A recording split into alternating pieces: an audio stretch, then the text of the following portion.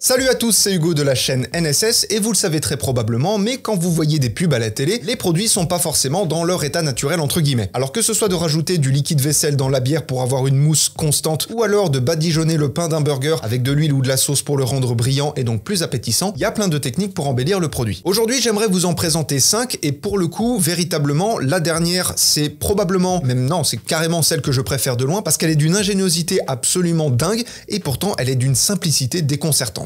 Mais vous allez voir. La première technique, c'est que quand vous devez placer un objet ou faire la mise au point sur un objet, alors je dis objet, mais évidemment ça peut être aussi un aliment, la bonne technique va être de faire ça en vitesse inversée. Pourquoi? Quand vous allez placer un objet ou faire la mise au point, soit vous n'allez pas forcément placer l'objet pile au bon endroit, soit vous n'allez pas forcément faire la mise au point avec le piqué le plus optimal. Soit effectivement votre objet va être un petit peu décalé sur le côté, ou alors va être un petit peu trop en arrière ou trop en avant, ce qui fait que effectivement la mise au point là non plus ne sera pas bonne. Et pour ce qui est de la mise au point tout court avec l'objet déjà placé, en tournant la bague de focus, forcément, vous avez aussi ce risque d'aller trop loin ou pas. Donc la technique, c'est quoi? C'est de partir de l'endroit où vous avez placé votre objet ou du focus le plus optimal et d'aller en sens inverse. C'est-à-dire qu'au lieu de poser votre objet, vous allez le retirer et vous allez partir de votre mise au point et vous en éloigner de plus en plus. L'intérêt là-dedans, bien évidemment, vous l'avez compris, ça va être que en inversant la vitesse, quoi qu'il arrive, vous allez arriver au résultat où votre objet sera bien placé et votre mise au point sera correcte. Ça limite les risques, ça limite les ratés et en général, comme il y a peu de mouvement, il n'y a pas forcément d'incohérence. Pour la deuxième technique, je vais vous poser une question simple. À votre avis, comment j'ai réalisé cet effet ?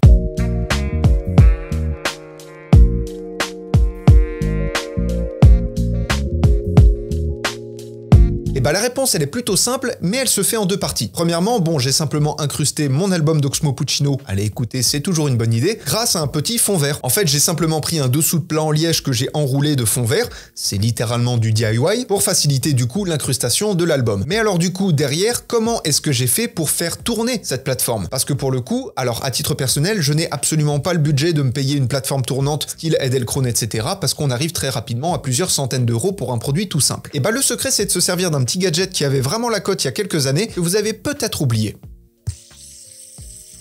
Le hand spinner. Non, vous ne rêvez pas, le hand spinner peut véritablement être utilisé comme outil de travail dans votre contexte. L'idée c'est quoi? Ça va être simplement en fait de poser la surface ou votre objet directement sur le hand spinner et de lui donner une petite impulsion pour effectivement avoir cette rotation. Alors qu'on soit d'accord, ça vaut pas un Edelkrone, mais quand on a peu de budget, ça fait très bien le taf. En parlant de petit budget d'ailleurs, j'aimerais faire une parenthèse. Vous m'avez très souvent entendu dire effectivement qu'un montage qui se passe bien, c'est avant tout un tournage bien préparé. Et ça c'est vrai. Avoir du matos haut de gamme, ça n'apporte pas que de la qualité, mais ça apporte aussi du confort, moins de complications pour des effets un petit peu techniques, du contrôle à distance ou encore de la fluidité due au mouvement mécanique, ce sont des choses qui sont extrêmement bénéfiques pour vos productions. Et là où je veux en venir, c'est qu'effectivement quand on a peu de matos, peu de budget, forcément on se retrouve rapidement à devoir trouver des subterfuges, à devoir être créatif pour trouver des idées, ce qui est une très bonne chose, mais surtout ce qui m'amène à dire que même si, comme j'ai déjà beaucoup dit, un logiciel de montage ou même la post-production en général n'est pas fait pour réparer, mais c'est fait pour sublimer, dans certaines situations c'est quand même un petit peu le cas, et donc il va être primordial d'avoir vraiment une connaissance poussée de la post-production, une connaissance très affinée. Bon, pour le coup, vous avez toute la chaîne YouTube, mais c'est vraiment ça qui va vous permettre de conserver de la qualité, même avec du matos qui est pas non plus du très haut de gamme. C'est la fin de la parenthèse, on passe tout de suite à la technique suivante. La troisième technique, je l'aime beaucoup parce que encore une fois, elle est toute simple, mais faut y penser et surtout, ça donne un look très intéressant. Comme vous le voyez actuellement, je filme un micro Canon de chez Rode. Jusque-là, il n'y a rien de plus simple, mais surtout, le fond, comme vous le voyez, est coloré. Ce n'est pas un fond rajouté en post-production, c'est simplement mon écran d'ordi, mon écran principal,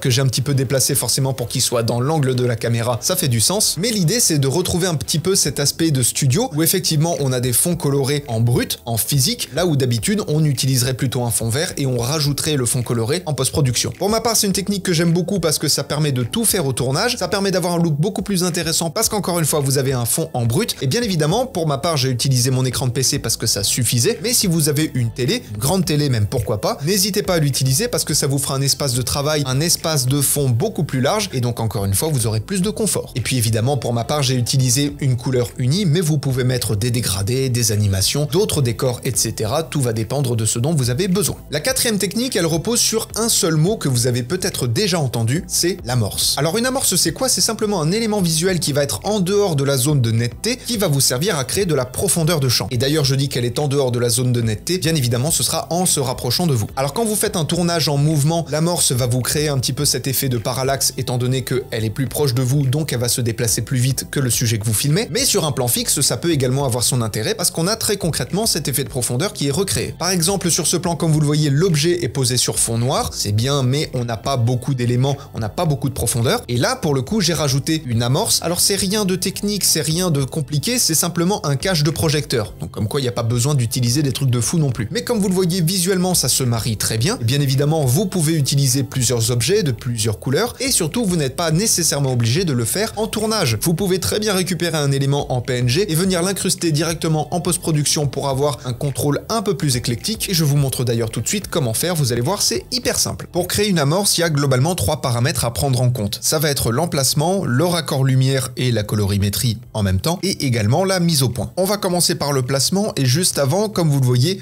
l'image en PNG est pas forcément extraordinaire. Comme quoi, ça vous prouve bien qu'on peut faire une amorce avec à peu près n'importe quoi. Personnellement, ce que je vais faire, c'est que je vais passer l'échelle de 100 à 200, je vais déplacer ma planche de bois sur le côté et je vais la tourner un petit peu pour juste lui donner une petite inclinaison. Voilà, quelque chose à peu près comme ça. Ensuite, dans votre fenêtre effet, vous allez venir chercher l'effet défaut de mise au point que vous glissez déposez bien sûr sur votre amorce. Alors de base, la valeur de flou est à 25, c'est beaucoup trop, donc pour ma part, je vais la passer de 25 à 10. Là, on est plutôt pas mal. Et maintenant, ce qui va être le plus long et le plus compliqué selon votre niveau de compétence, ça va être le raccord lumière et la colorimétrie. Donc pour ça, comme d'habitude, on utilise l'effet couleur lumétrie et personnellement, je trouve que ma planche de bois est beaucoup trop claire, donc je vais baisser le ton clair au minimum, je vais également baisser les tons foncés, je vais réduire de moitié la saturation, et là du coup juste en modifiant ces 3 paramètres, comme vous le voyez, on n'a plus du tout le même résultat. L'idée n'est pas tant de vous faire toute une explication sur l'amorce en post-production, mais là comme vous le voyez, en quelques clics et avec un élément on ne peut plus random et il faut le dire relativement moche, on arrive à créer quelque chose de plutôt sympa, notamment si vous n'avez pas pu créer une amorce au tournage. Et enfin la 5e technique, comme je vous l'ai dit, elle est d'une simplicité absolument incroyable, c'est la technique des billes. Alors pourquoi la technique des billes? Quand vous allez prendre un produit, par exemple une soupe chinoise, et que vous mettez cette soupe chinoise dans un bol, les nouilles vont être la plupart du temps dans le bouillon. Peu importe qu'il soit plus ou moins opaque, le fait est que les nouilles vont être dans le bouillon. Là encore, j'ai pris des bols relativement plats. Si vous avez des bols bien ronds, pour le coup les nouilles, on les verra pas du tout. La technique des billes, c'est quoi? C'est que au moment où vous allez mettre vos nouilles et votre bouillon, c'est que le bouillon, étant donné que c'est du liquide, il va s'infiltrer un peu partout dans les billes, ça c'est pas un problème, alors que les nouilles, elles, quand vous allez les placer dans le bol, elles vont rester beaucoup plus en surface parce qu'elles ne vont pas pouvoir descendre plus bas grâce aux billes. Ça vous donne donc une présentation avec plus de volume, l'impression qu'il y a plus de nourriture, ça donne plus envie et donc forcément pour le visuel ce sera beaucoup plus intéressant et pour le côté commercial aussi, évidemment, vous vous en doutez. Et c'est dans ce genre de tournage d'ailleurs que j'ai l'occasion de dire ce genre de formidable phrase que je dis à mes amis, à mon entourage, à ma famille. Quand ils me demandent qu'est-ce que j'ai fait aujourd'hui, je leur dis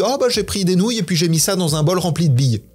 Et toi? Voilà, ça n'a aucun sens, mais ça me fait rire, et c'est un petit peu mon quotidien quand je fais des tournages. Bref, voilà, c'est tout pour ces 5 techniques, il y en a énormément d'autres, on aura l'occasion d'en reparler, ne vous inquiétez pas. Mais déjà là, ça vous donne une bonne base, et puis pour le coup, je suis sûr qu'il y a des techniques que vous ne connaissiez pas, n'hésitez pas à me dire en commentaire celles que vous connaissiez ou pas d'ailleurs, et également n'hésitez pas à me dire s'il y a des techniques, des choses que vous voulez apprendre, des tutos que vous voulez que je réalise. Bien évidemment, comme d'habitude, je prends tout en compte. Bref, ceci étant dit, apprenez, utilisez et progressez dans vos montages comme d'habitude, on le dira jamais assez. Je vous fais des bisous et à plus!